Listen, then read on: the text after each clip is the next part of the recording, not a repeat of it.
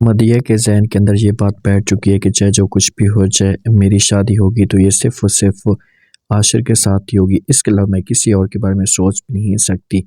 और माँ जो होती है, ये सारा का सारा माहौल देखकर बहुत ज़्यादा खौफ़ज़दा हो रही होती है। माँ को इस बात का खौफ़ होता है कि मदिया कोई ना कोई गलत कदम उठाने की कोशिश करेगी। जिस हिसाब से नाटक करती है और आरिश जो होता है इसे हॉस्पिटल में लेकर जाता है, तो उसके बाद आरिश के दिल में भी मदिया के लिए जगह बनना शुरू हो जाती है। मदिया अपने घर के अंदर होती है, चेहरे के ऊपर मुस्कुराहट होती है। तो माँ जब इसे देखती है तो इसके पास आकर बात करती है। इसे कहती है कि देखिए बेटा, आपके दिमाग में क्या कुछ चल रहा है, खुलकर बात बताओ। तुम मुझसे कुछ छुपा रही है, देखोगे कुछ भी अगर तुमने ऐसा करने की कोशिश की ना, तो आपके लिए अच्छा नहीं होगा। ये बातें मदिया सुनेगी तो यहाँ पर अपनी माँ को जवाब देगी। माँ को बोलेगी कि माँ जी, अब कैसी बातें कर रही हैं, ऐसी बात कोई भी नहीं है, आपको गलत लग रहा है। अगर कुछ ऐसा होता ना तो मैं आपको ज़रूर बता देती, लेकिन ये सोचों में गुम होगी कि बहुत जल्दी आपके घर में जो वो रिश्ता आने वाला है। मदिया की ये सोच है कि मैं आरिश को इतना ज़्यादा मजबूर कर दूंगी या आरिश के दिमाग में ऐसी बात डाल दूंगी कि आरिश होगा ये मजबूर हो जाएगा, इसके पास कोई भी ऑप्शन नहीं बचेगा और ये फिर खुद ब खुद अपनी माँ के साथ, अपनी फैमिली के साथ बात करेगा और ऐसा से जो मेरे घर में जो वो रिश्ता आ जाएगा।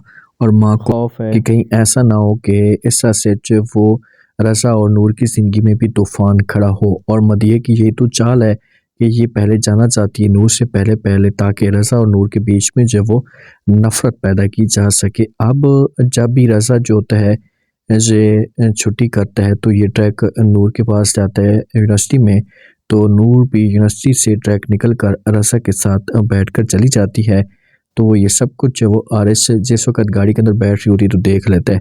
तो आरिश को ये चीज़ें अच्छी नहीं लगती कि यार, नूर को ऐसा बिल्कुल भी नहीं करना चाहिए था, कम से कम थोड़ा सा लिहाज तो करती, इज़्ज़त का भी ख्याल होता है, अभी इनकी कोई शादी तो नहीं हुई। तो इसी वजह से जब ये घर के अंदर आता है ना, तो ये नूर के ऊपर गुस्सा करते हैं। नूर को कहता है कि नूर, आज तुम जैसे आरिश के साथ जो वो रज़ा के साथ गई हो ना, तो ये मुझे बिल्कुल भी अच्छा नहीं लगा कि तुम यूनिवर्सिटी से निकल कर ट्रैक उसके साथ बैठ जाओ।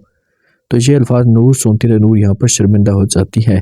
ये समझाने की कोशिश करती है, कहती है कि भाई जान, मैं मानती हूँ कि ये सब कुछ गलत हुआ है, मुझे ऐसा नहीं करना चाहिए था, लेकिन प्लीज़ आप मुझे माफ़ कर दें, दोबारा मैं इस किस्म की कोई भी हरकत नहीं करूँगी। तो आगे से हारिस होगा ऐसे समझाएगा आशिर कि भाई दोबारा आपने कुछ भी ऐसा करने की कोशिश नहीं करनी, अगर कुछ ऐसा किया तो आपके लिए अच्छा नहीं होगा, मैं आपको ये पहले बता दूँ। तो नूर थोड़ी सी यहाँ पर मुहतात हो जाएगी और अपना जो एक रब्ता होगा रज़ा के साथ मुकम्मल तौर पर ख़त्म तो नहीं करेगी, लेकिन कम कर देगी। आखिरकार मदिया के लिए एक रिश्ता आ जाता है और माँ ये चीज़ें चाहती थी जल्दी से कोई मदिया के लिए अच्छा सा रिश्ता है ताकि हम मदिया की शादी करवा दें। तो जब वो रिश्ते वाली आती है, आकर बात करती है, मदिया भी वहाँ पर मौजूद होती है और मदिया की माँ भी मौजूद होती है। तो वो बात करती है और कहती है कि मदिया, आपकी जो बेटी हमें बहुत ज़्यादा पसंद आई है, तो हम ये चाहते हैं कि हम जो वो मदिया के लिए जब वो अपने बेटे का रिश्ता कर लेकर आएँ और हम मदिया को अपनी बहू बनाना चाहते हैं।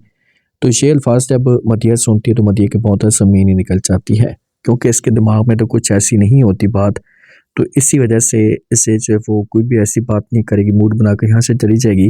लेकिन माँ जो होगी, माँ बड़ी खुश हो जाएगी, चलो अच्छा है, तो वो बोलेगी कि अच्छा ठीक है, मैं मदिया के साथ बात करती हूँ। अगर यहाँ पे तमाशा खड़ा करती है, खुद इनको मना कर देती है कि भाई आप लोग जाएँ यहाँ से, हमें कोई भी रिश्ते की जब वो बात नहीं करनी, तो माँ जो कि बात में समझाएगी, मदिया के ऊपर गुस्सा करेगी, लेकिन मदिया अपनी माँ को साफ अल्फाज में इनकार कर देगी। माँ को बोलेगी कि माँ जी, मैं शादी करूँगी तो आशिर के साथ करूँगी, इसके अलावा किसी और के बारे में सोच भी नहीं सकती। तो अब देखते हैं कि आगे से ये आशिर तक कैसे पहुँचती है।